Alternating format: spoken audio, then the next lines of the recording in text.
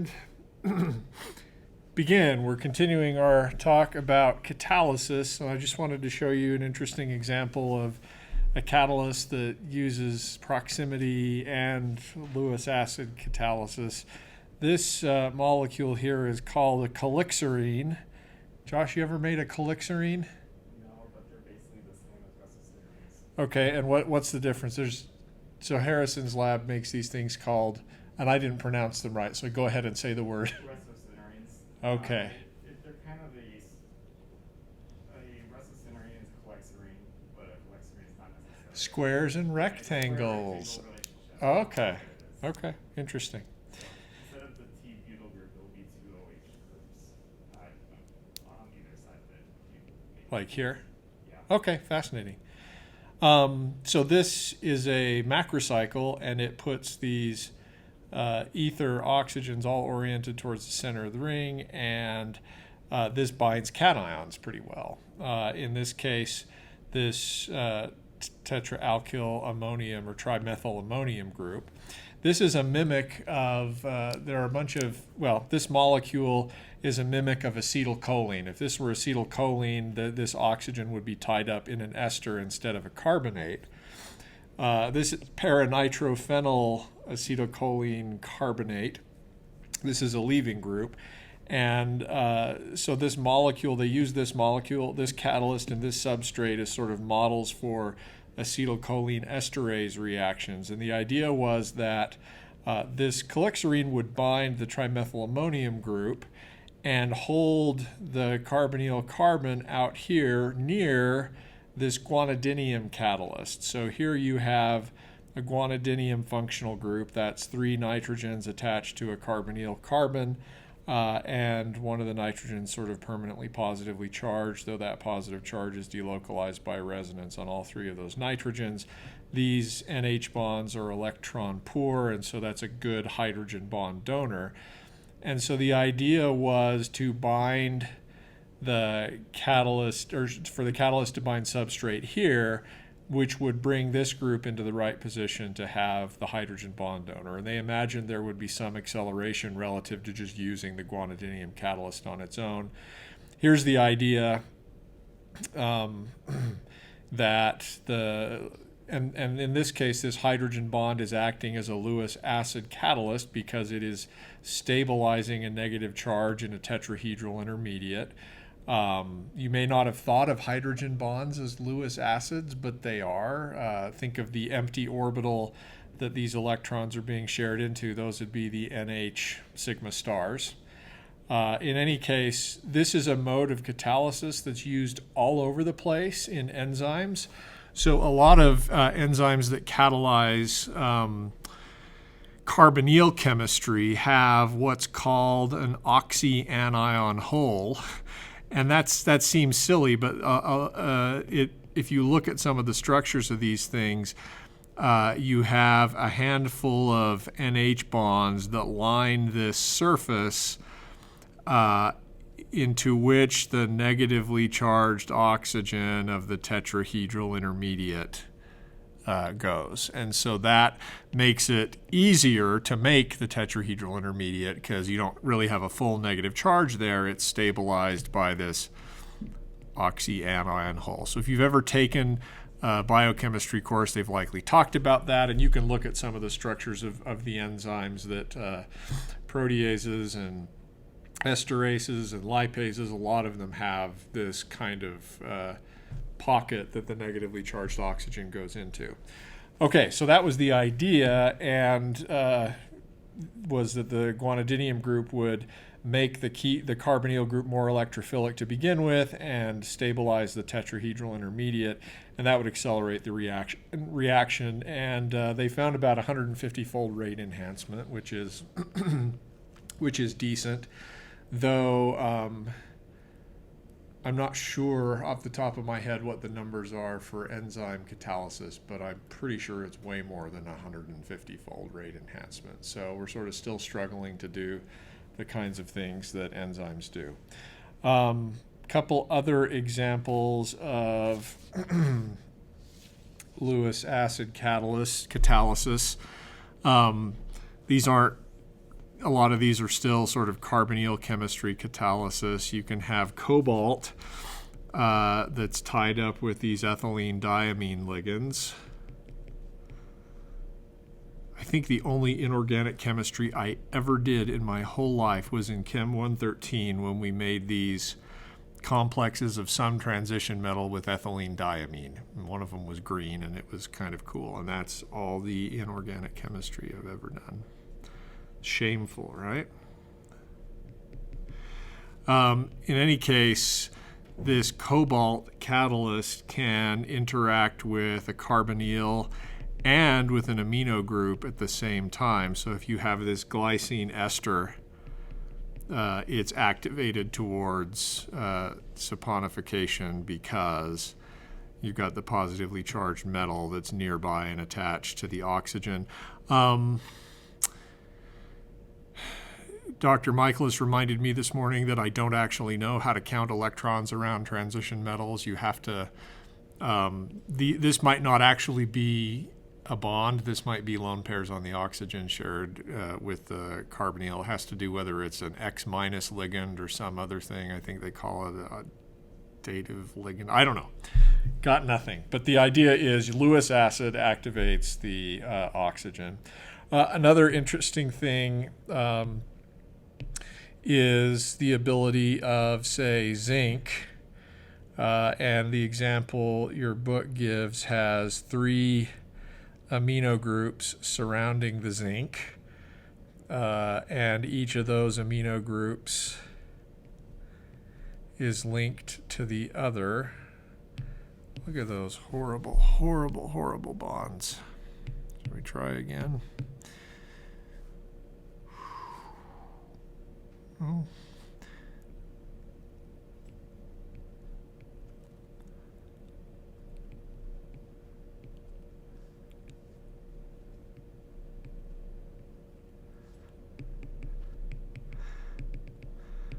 So the macrocycle keeps the zinc all in one place, and the zinc can bind water. And in so doing, it actually lowers the pKa of water such that a base can remove the proton with a pKa of around 7.2. So this catalyst will make a significant amount of hydroxide at neutral pH. So if you need, or if you have a reaction where you need hydroxide, you can use the zinc to generate it. A lot of different kinds of Lewis acid catalysis, but as you might imagine, the purpose is to stabilize a negative charge. Okay, anything you want to ask about that? The tough part here is thinking about, like we said in the last class period, you don't necessarily want to stabilize starting material or products. You want to stabilize a transition state. And sometimes stabilizing an intermediate is close enough towards stabilizing a transition state, particularly if that intermediate is high in energy, because then by the Hammond postulate, the transition state should resemble the intermediate. But it works best if you have a really good idea of what the transition state looks like. Okay. Next, we could talk briefly about Lewis base catalysis. This is going to be using an electron donor or a nucleophile, nucleophilic catalysis to make reactions happen. One of the most famousest of examples is in carbonyl nucleophilic acyl substitution chemistry. In addition to the nucleophile, sometimes you add some nucleophilic catalyst, which might seem to defeat the purpose. I'm going to give you an example of a nucleophilic catalyst.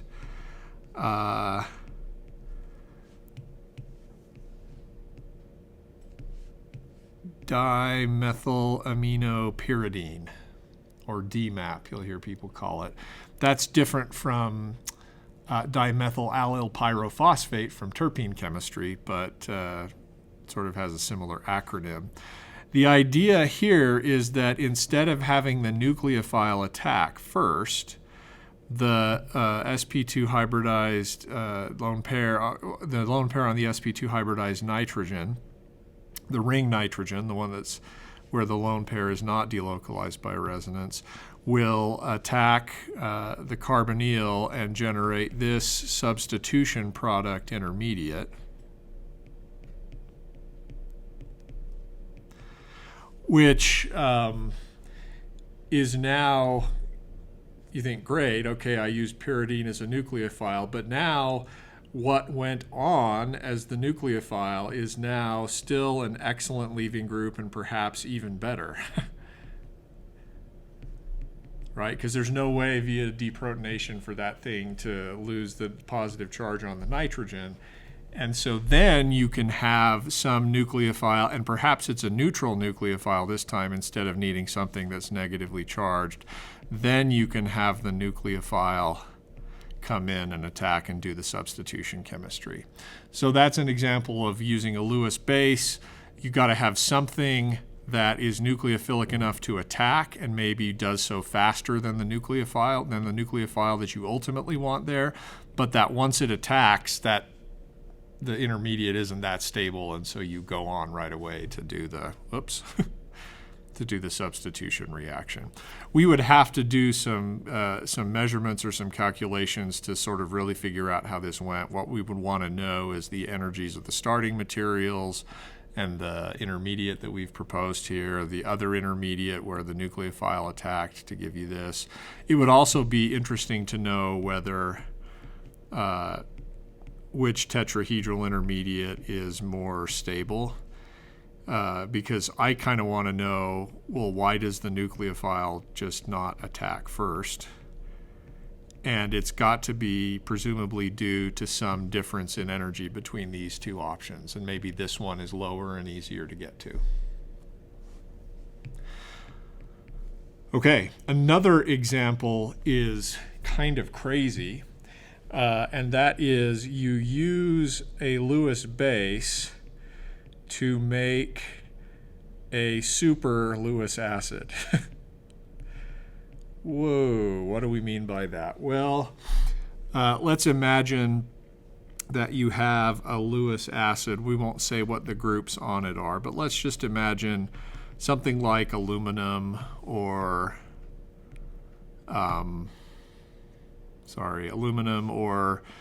boron, something that's trivalent, and you have this empty orbital here into which we could put electrons. And then let's imagine that you have a nucleophile here, something with lone pairs that can be shared, and then let's just imagine that there's 3 other groups there, trying to be general. So one of the things that can happen in some of these cases is you can do what you'd expect, nucleophile attacks electrophile, so that you now have a bond between the two. Oops, that's an X, isn't it? And then sometimes, because now this, what was a trivalent atom, now has plenty of electron density, it becomes much easier for the leaving group to leave, for one of the leaving groups to leave. And when it does so, you now have something that's even more reactive, especially if the bond between the D group and the A group is not that strong. Imagine it this way. You could draw a resonance structure here, a sort of no bond resonance structure in which the positive charge was now on A. Do you see how down here, depending on how good of an electron donor D is, A here is even more electron poor than it was there, right? Here it was at least neutral. Here it's got even more partial positive charge on atom A. So this is one way you can convert a decent Lewis acid into an even better Lewis acid. An example of this involves the Lewis acid tetrachlorosilane. And you can use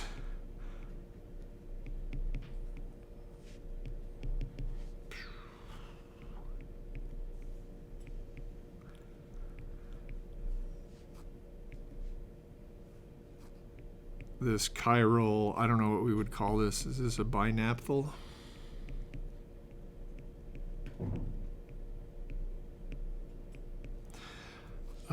Let's see, and we've got amino groups here. Each of the amino groups is attached to the same phosphorus. And then this is the nucleophilic part of our molecule, and the oxygen, because actually oxygen-silicon interactions are very strong. I think that's why there's so much sand on Earth. A lot of silicon dioxide. In any case, you can take silyl chloride, add this catalyst. One of the chlorides leaves from silyl chloride, and now it's like you've got the positively charged version. And so now this is going to be an even better Lewis acid. Okay. So using a nucleophile to, and really if you look at what we did above, that's sort of the thing we were doing, right? We used a nucleophile to make a Lewis acid, an even better Lewis acid. Okay. So now on to organocatalysis. This is this year's Nobel Prize. What was it, to List and Macmillan? They're not the only two who have worked on organocatalysis, but the idea was, can you use small organic molecules to accelerate reactions and get an antioselectivity?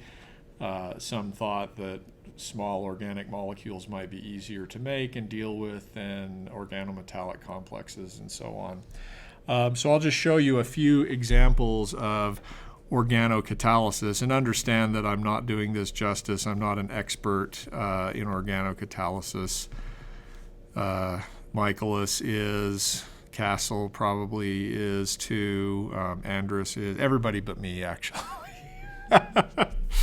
All right, so organocatalysis often involves amino groups, and it involves activating Lewis acids via usually iminium chemistry. And at the same time, you can also use organocatalysis to activate Lewis bases via enamine chemistry. I'll try to show you what I mean by that. So, as an example, you could show that the amino acid proline accelerates an aldol reaction, and I'm just making up example molecules at this point, but let's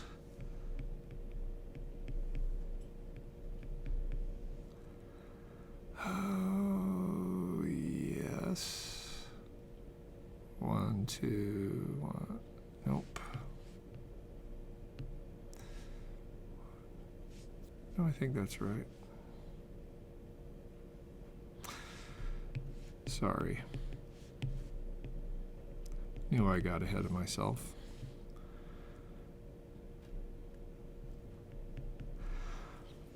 All right, so here you have a carbonyl carbon and an alpha carbon, carbonyl carbon, alpha carbon. This is beta, and this is gamma. Okay, yeah, we've got the right molecule. We've done the aldol reaction. One of the ways this works is that first, the secondary amine interacts with the, or attacks the carbonyl, and you eventually make this iminium species. We're not going to push arrows for that, but Can you sort of see how that would happen? Oops. Any questions about how to get there? Okay, just carbonyl chemistry. But because this is a secondary amine, usually in imine chemistry there would be a hydrogen to remove there so we could get the neutral imine. When you use a secondary amine, there's not. So you got that positive, obligate positive charge on the nitrogen. To get to something neutral, you can remove, and it doesn't take a very strong base to do this, you can remove the alpha proton to give you an enamine. And enamines are really interesting because they are nucleophiles. So basically by, oops, too many things there, double bond here. All right, how are enamines nucleophiles? And basically you've taken this aldehyde electrophile and you've converted it into a nucleophile. Now if we were going to do just the regular aldol reaction, we would need some base to do what? What's the first step in the aldol reaction?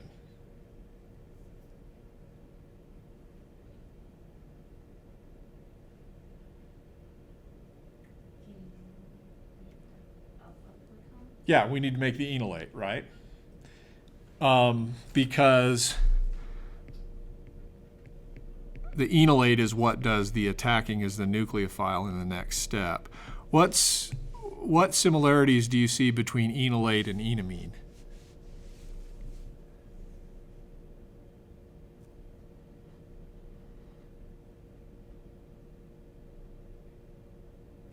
Let me ask this. Where is this negative charge? Is it just on the oxygen? It's also on the alpha carbon, and that's where we do the reactivity. Similarly, we've got a lone pair on that nitrogen. It's not a negative charge. That lone pair is also where?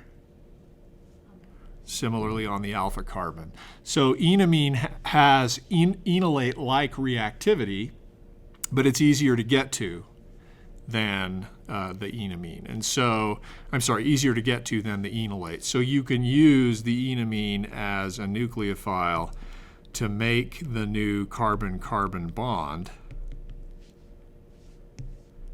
and then we won't show the rest of the steps. What basically happens is you take the beta hydroxy compound and you dehydrate, and then you have to hydrolyze the iminium ion. But that's an example of organocatalysis. Let's see.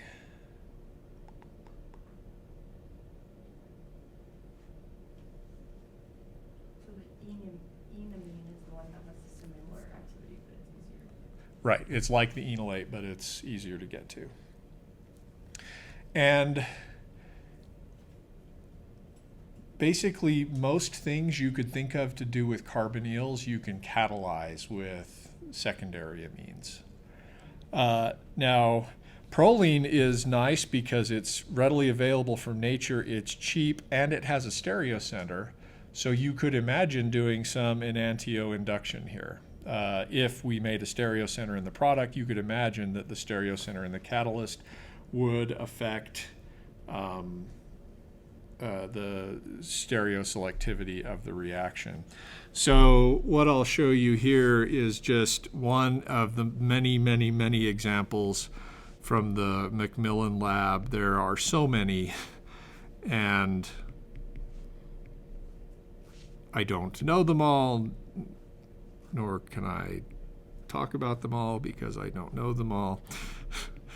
But here's an example. So this catalyst is actually a derivative of the amino acid phenylalanine. So they're getting this part of the molecule from phenylalanine, and then this part of the molecule they're installing as kind of an acetal between this nitrogen and that nitrogen. In any case, you can make this catalyst. It's one of the many catalysts that are called the Macmillan Catalyst. And this will catalyze a reaction between an alpha-beta unsaturated aldehyde and the and a nucleophile to give you conjugate addition. So sometimes you can use these catalysts to, so we would add some nucleophile, who knows what it is at this point. We would use the catalyst, and that would allow the formation of the following product with pretty good enantioselectivity. Just to remind you, alpha-beta unsaturated carbonyl compounds are so called because they have an olefin or alkene, or a degree of unsaturation between alpha and beta carbons of this carbonyl compound. Conjugate addition, as you may know, involves attack of a nucleophile on the beta carbon. Some of the LUMO is on the beta carbon. So if you look at where our nucleophile ends up in the product, it's on the beta carbon, right? But notice we've got some selectivity for this particular stereoisomer. We made a stereocenter. All right, so what goes on here? Well, first, the secondary amine of our Macmillan catalyst attacks, and it's this one because these lone pairs are not tied up in resonance, whereas these lone pairs are, right? So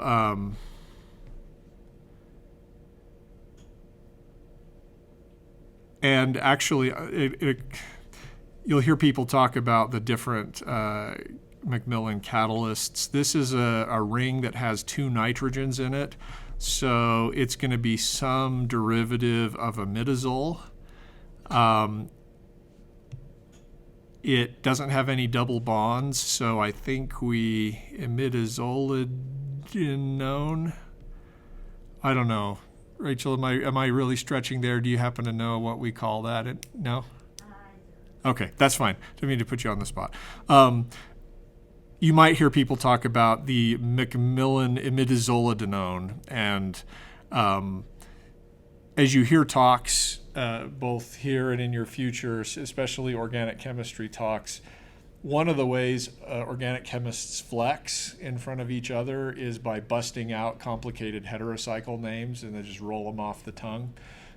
So if you're preparing a talk and you happen to have some heterocycles, that is molecules with nitrogen or other atoms, other non-carbon or hydrogen atoms in it, and you learn how to bust out the name as though you knew it all along and didn't actually have to study it, it can sound cool, and that's one way to impress people. I am obviously not that good at it. So what happens here is you make the iminium with the secondary amine on the Macmillan catalyst. So this is fun. We get to draw it many times.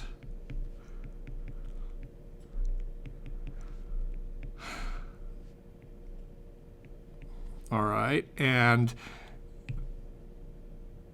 this is now even more reactive at the beta carbon, because whereas before you just had oxygen that was neutral, now you have nitrogen with a positive charge on it. And remember, the LUMO is on across all these atoms: oxygen, carbonyl, carbon alpha, and beta. So this iminium intermediate has an even lower energy LUMO for a nucleophile to attack. Now, you could ask, should a nucleophile come in from above or below?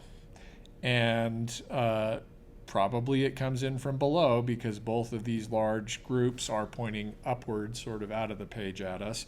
So if a nucleophile comes in from below, you're going to make the bond with the beta carbon, and you'll get this intermediate where you have converted the iminium into an enamine, but you now have installed the stereocenter where your nucleophile is. And then all that's left at this point is to hydrolyze the enamine. That releases your aldehyde, releases your catalyst, but you get to keep the stereocenter. Okay. There's a whole field out there of organocatalysis, and been very famous, and you can read more about it. Anything else you want to say about that?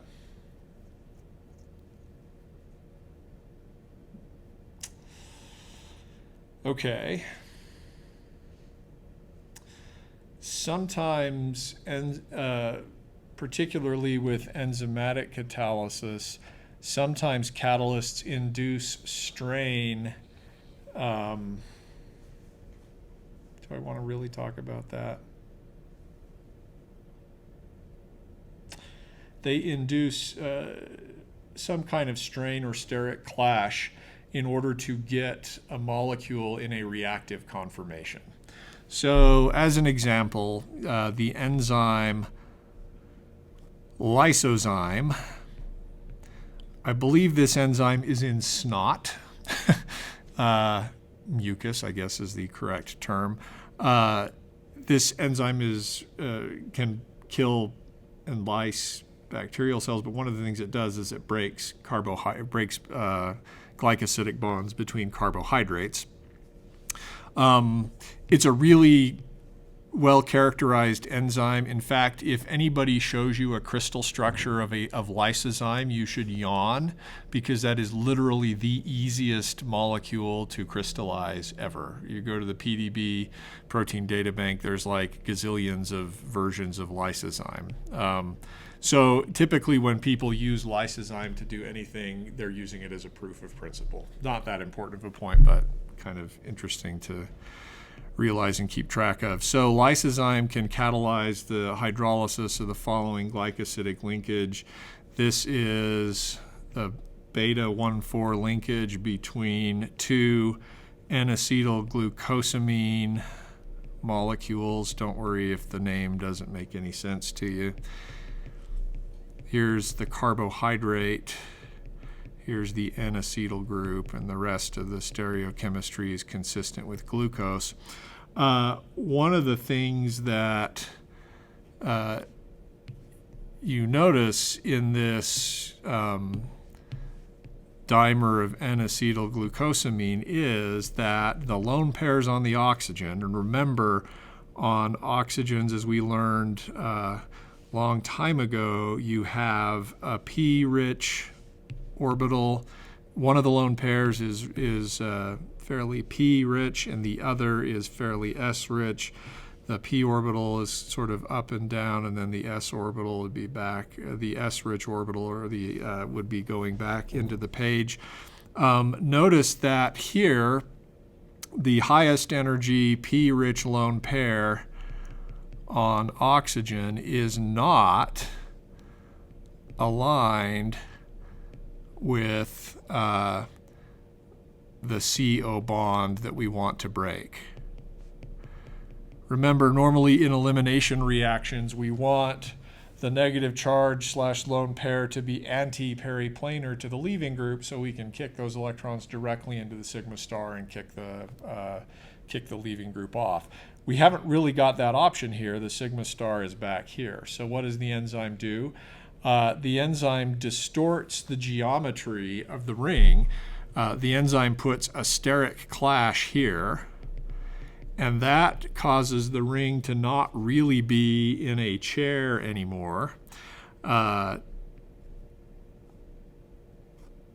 brings one of the lone pairs on that ring, oxygen, now to be it's not anti-periplanar. I'm not going to draw the rest of this ring. We'll just call it the leaving group.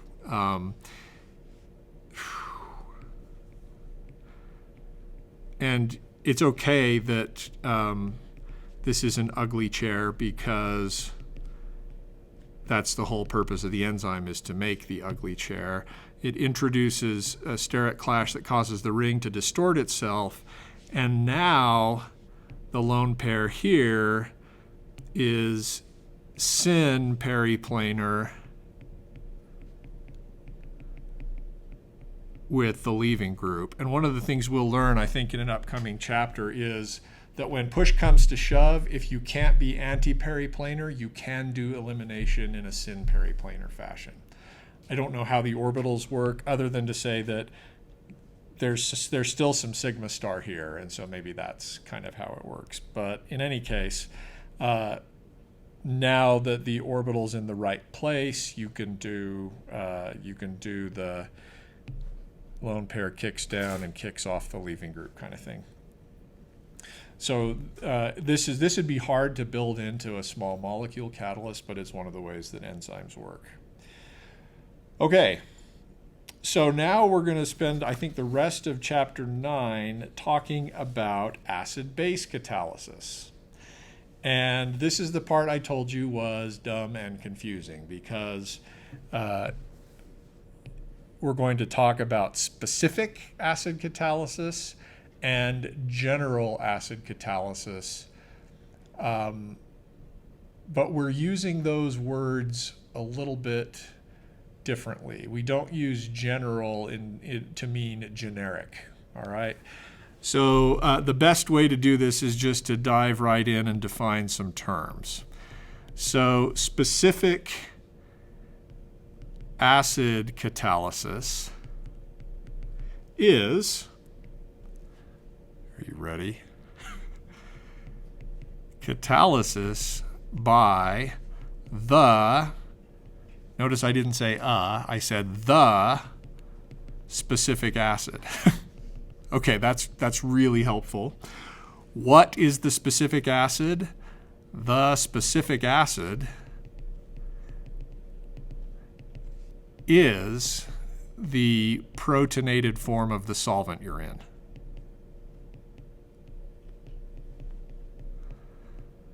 And in most cases, we're thinking like H3O plus.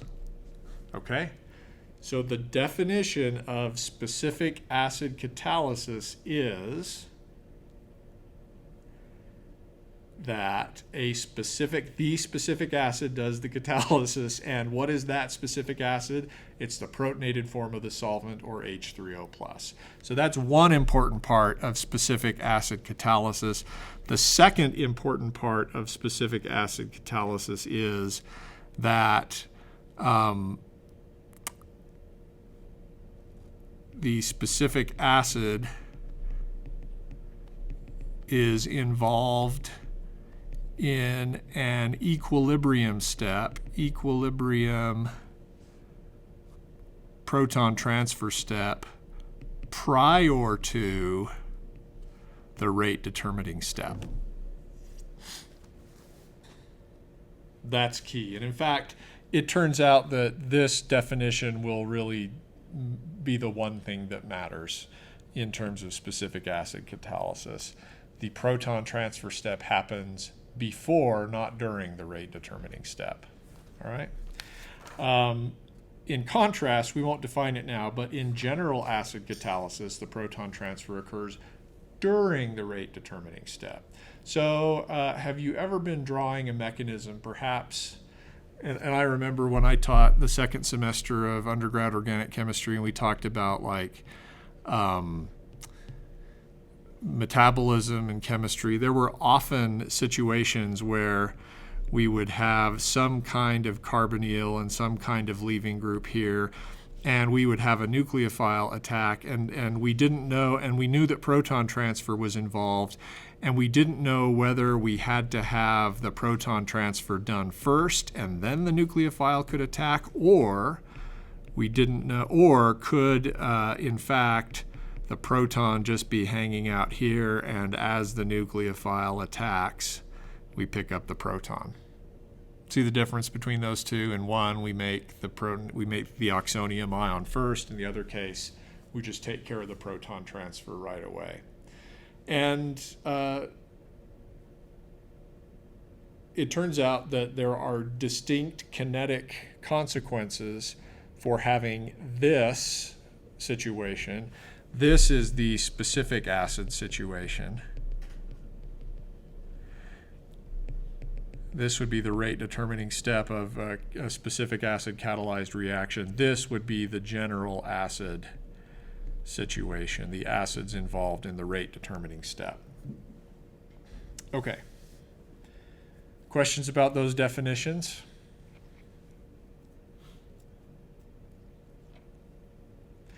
So we're going to talk about the kinetic consequences and then the experiments you would do to determine whether it's a specific acid or specific or general acid catalysis. But I, again, had a lot of questions from students about, well, how do I know when the proton transfer occurs? And frankly, we got really sloppy and we would always draw it this way. But sometimes it's not. And how do you know? Well, you do these experiments and that can tell you when the proton transfer occurs.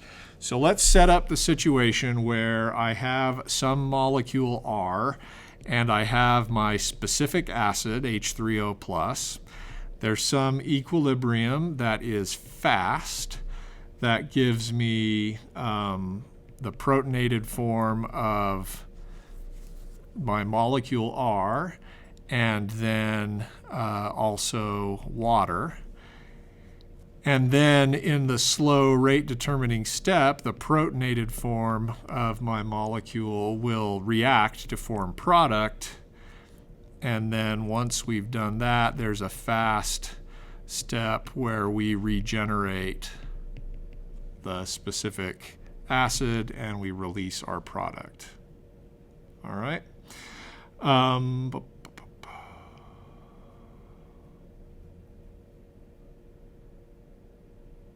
So how could we talk about the formation of this product? What would be the rate of formation of that product? Well, that's going to be whatever this rate constant K is.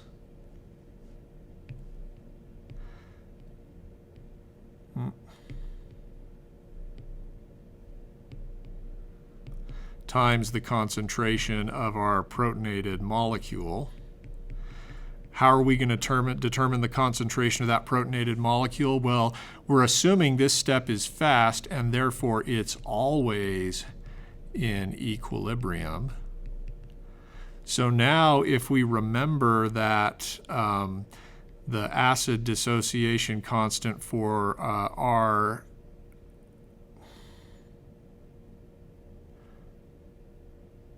the RH plus acid is equal to the concentration of R times the concentration of hydronium divided by the concentration of RH plus. And we can look that value up, right? So then we can just quickly RH plus equals R times H3O plus divided by Ka.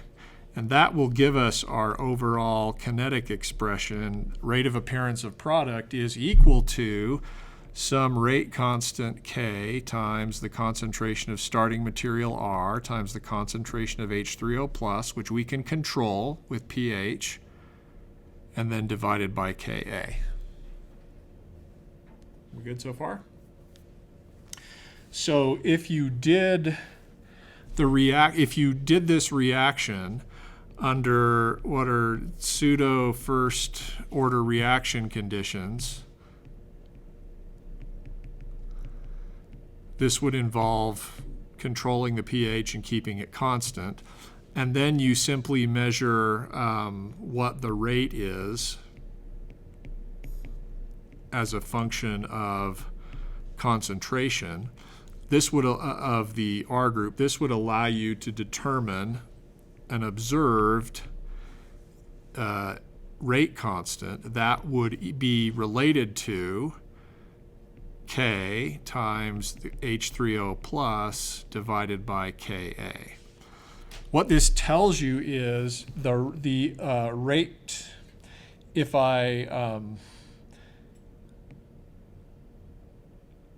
I measure this observed rate constant by seeing how the rate of the reaction varies with the concentration of starting material, I will get an observed rate constant that is itself dependent on pH.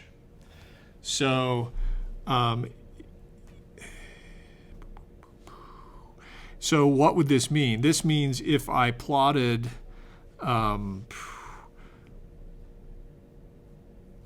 K obs versus hydronium concentration, or alternatively the natural log of K obs versus pH, I would expect in both cases to get a linear plot.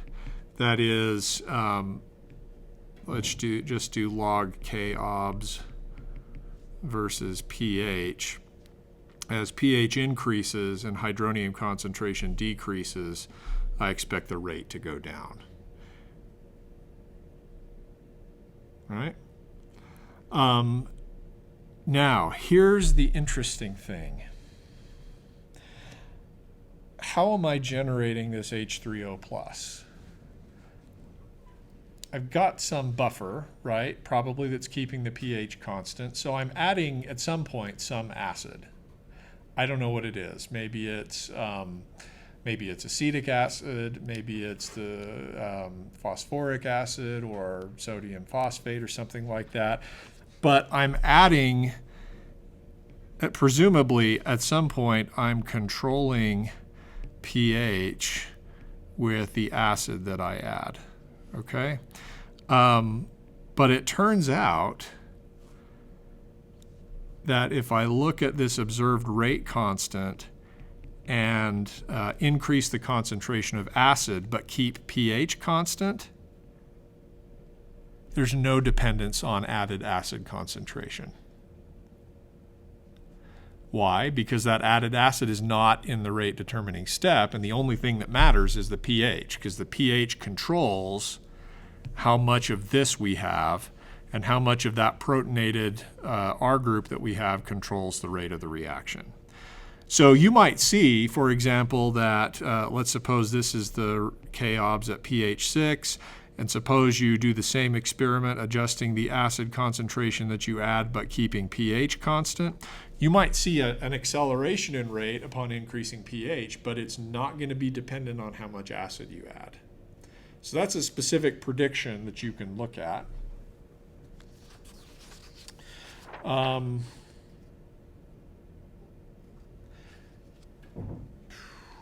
So some of you might be asking, well, you showed hydronium doing the protonation, but what if I'm in a situation that actually where water isn't present and I'm literally using some acid HA? And we're going to fall back on our fundamental definition of specific acid catalysis, which is that the specific acid is involved prior to the rate determining step. So we would alter our reaction scheme above by saying actually it's this acid HA that protonates my R group. And then, as before, my protonated R group will get converted through some slow rate determining step to the protonated product. And then in a second fast step, my product is released and my acid is regenerated. Okay. I'm here to tell you that even though this acid is involved in the rate determining step, or is involved before the rate determining step, it is not in the rate law. How could that be? I feel like that's a good suspenseful moment on which to stop our lecture. If you want to, go ahead and play around with this and see if you can, using similar principles here, devise a rate law like this where HA isn't actually in the expression. I have it here in my notes, but I won't show you, so you can give it a try. All right. With that, I will see you on Monday. Have a good